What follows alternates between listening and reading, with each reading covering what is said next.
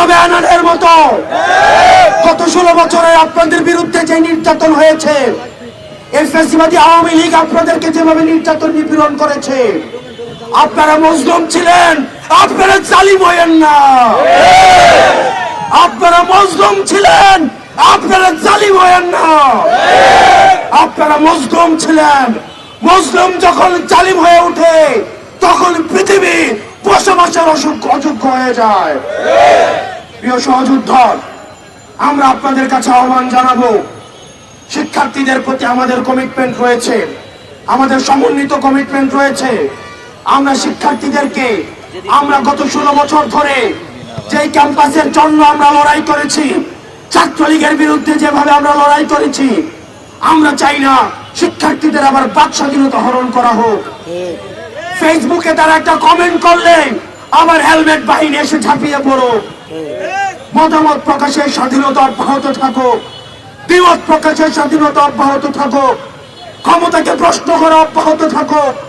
এই যে অবাধ স্বাধীনতা আমরা ভোগ করছি, এই পর্যন্ত কেউ বলতে পারবে না এই সরকারের সমালোচনা, এই সরকারের কাছাকাছি যারা আছে তাদের সমালোচনা, উপদেষ্টাদের যে সমালোচনা, এই সমালোচনা প্রকাশ ভবিষ্যতে যারা শাসনে আসবেন তাদের সবার জন্য উদাহরণ হয়ে থাকবে। আমরা আমাদের এই শিক্ষাঙ্গনে, আমাদের শিক্ষা প্রতিষ্ঠানে অবারিত এই মুক্ত চিন্তা এবং মনস্তাত্ত্বিক সমৃদ্ধির যেই আমরা রাস্তা সুপ্রশস্ত করেছি, আমরা চাই না নামে বেনামে কোন ধরনের ছাত্র সংগঠন শিক্ষার্থীদের আবার টুটি চেপে ধরুক।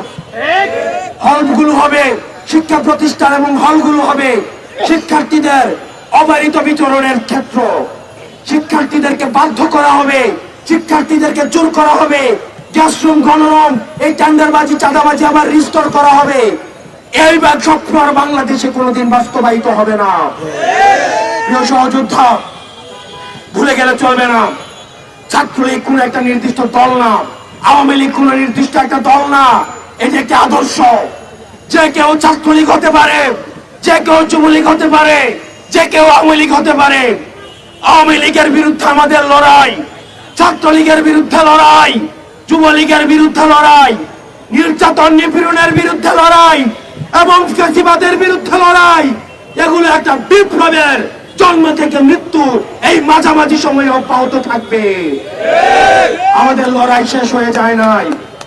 যারা একবার লড়াইয়ে নেমেছে, লড়াই হচ্ছে মৃত্যু এবং জীবিত থাকার মধ্যবর্তী এই পুরোটা সময়। আমরা যে স্বাধীনতা অর্জন করেছি, আমাদের এই স্বাধীনতা আমাদেরকে রক্ষা করতে হবে। প্রিয় সহযোদ্ধা, আমাদেরকে সবসময় সচেতন থাকতে হবে।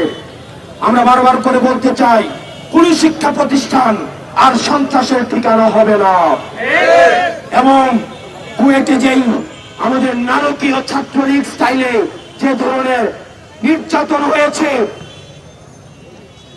আমরা আপনাদেরকে সতর্ক করতে চাই।